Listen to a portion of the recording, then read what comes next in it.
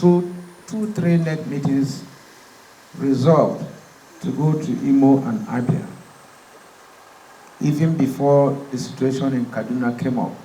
And then NLC now went to Kaduna first. The situation in the Rivers came up. Then NLC went to Rivers. On arrival, the governor then, Wike, asked to meet with us and we resolve the problem. But quickly, after the emergence of the governor of Imo State then, he attacked the NLC secretariat Owerri during the time of Ayuba Waba and took over the secretariat for 9 months. Mobilized talks in our secretariat in Owerri. And the state chairman of the NLC then had to abandon his position and ran away from Imo State.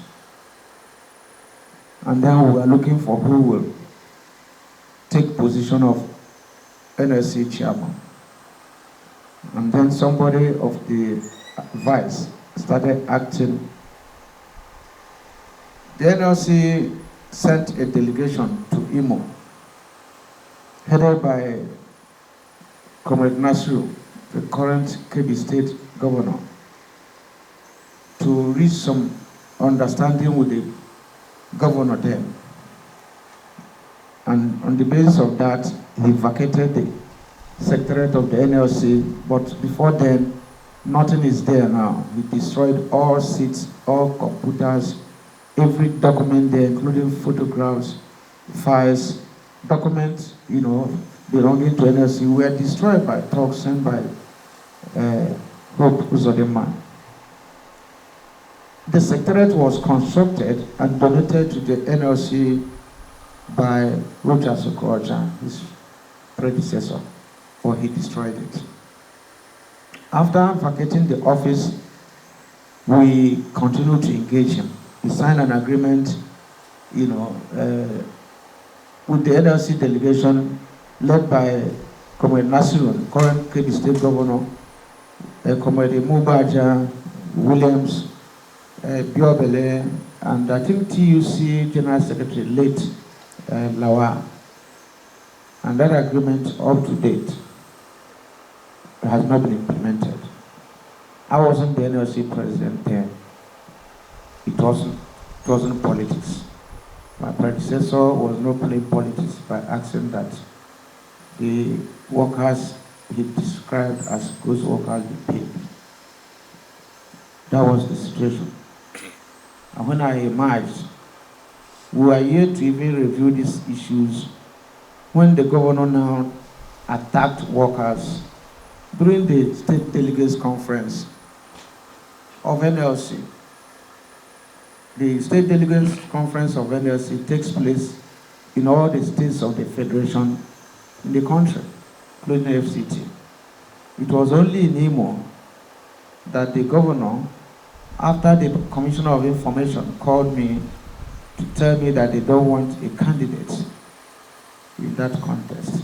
And I explained to him that we don't put people out whose union has sponsored, that if they have a candidate, they should keep on supporting their candidate. But we can't tell people not to contest because the governor prefers the other candidate. Governor sent talks that day, they disrupted the election. I called them to continue with the election. They continued and he sent policemen to disperse them, who appointed the caretaker committee and responded. Some people who call themselves elders asked for 2 weeks to resolve the matter. I appealed to the neck of the NLC that people, these are from my state, they say the elders need 2 weeks, and that they say they have discussed with the governor. In 2 weeks they will address this matter. That 2 weeks went into, I think, almost 40 weeks now. The so-called elders have not said a word. We behave as if it's business as usual. On May 1st, when the workers gathered again for May Day, the governor sent talks again. They withdrew all police and civil defense people that were brought there and attacked the workers. Many of them were hospitalized. This time around, it was equally not politics. It was not equally not that the workers were campaigning for anybody. Still on the issue of ghost workers and those he has not paid for 3-4 years.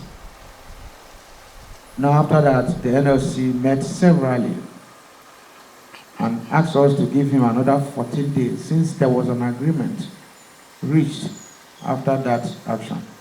And in the agreement, the governor was specifically asking for the draft and was using his hand to cancel them. At the end of the day, saying, let it go, since that is what he wants. Between that May till now, the governor didn't say a word, no meeting, nothing. And when we sent him a letter issuing another 14-day ultimatum, he approached the court.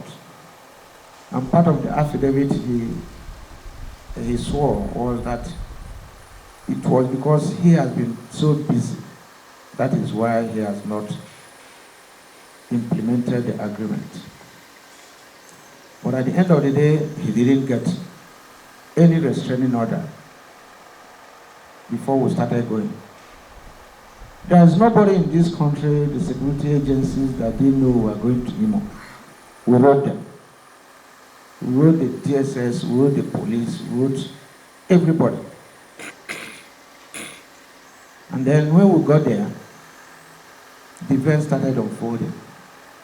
We addressed the workers and told some of them that came that same day with complaints that they have not paid them for years. And we said that will happen tomorrow. Ask all the people they were owing to come out, since the governor was saying he has paid everybody, so that we can assemble them for the governor to see the thousands of people, assuming he was not aware. It was in the event of doing that the following day that we got report that workers that arrived as early as 7 a.m. were beaten up, their properties, their belongings, their phones seized, some of them with broken eyes. It was because of that that around 9 that I went there with the assistance of about 20 security personnel. I was in the secretariat of the NLC and called some journalists to join, and then some of the officials of the NLC, so that we can address the press on the situation in Imo. It was then that the police led other people, those uniform, mufti, and they came and withdrew about 20 security personnel that were there, we cried to, guiding us. And then the policeman arrested me and handed me over to talk.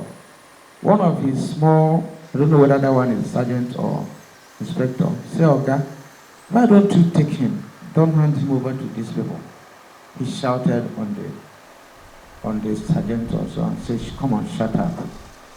And that was how they dragged me on the floor, took me to this boss Imo, and about 7 people. I can't explain the beating, but they tied my nose, tied my eyes, tied everywhere, and were hitting me with all manner of documents. And they were asking me why I was challenging Hope, that I should say my last prayer, and that they were taking me to call it Joaba River. That's where they would throw me. That was in the process.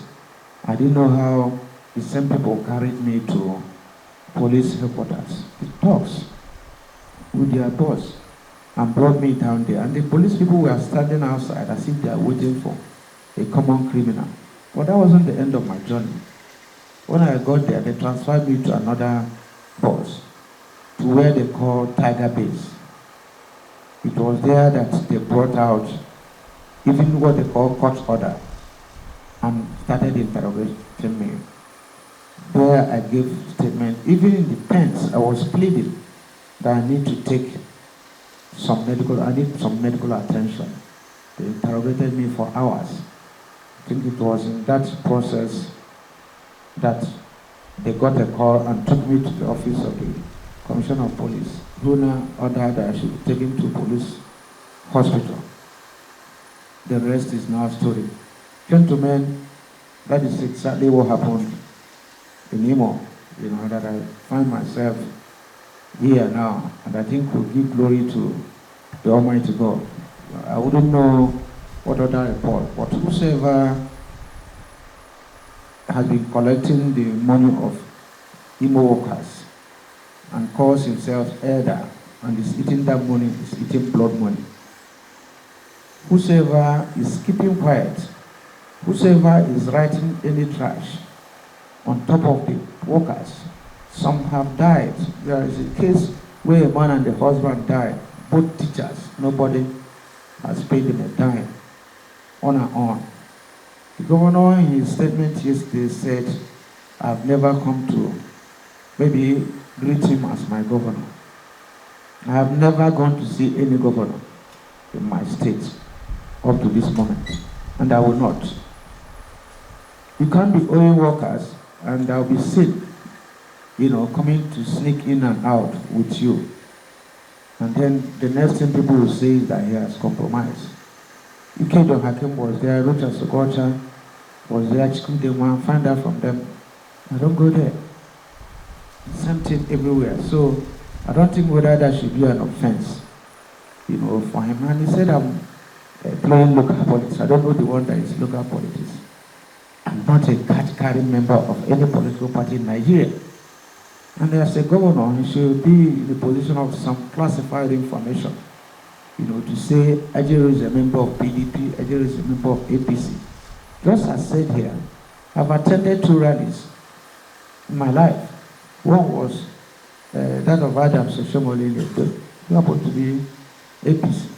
And the other one, Nasiru in Cape, which happened to be APC. I've attended 2 inaugurations in my life. The same way in Edo,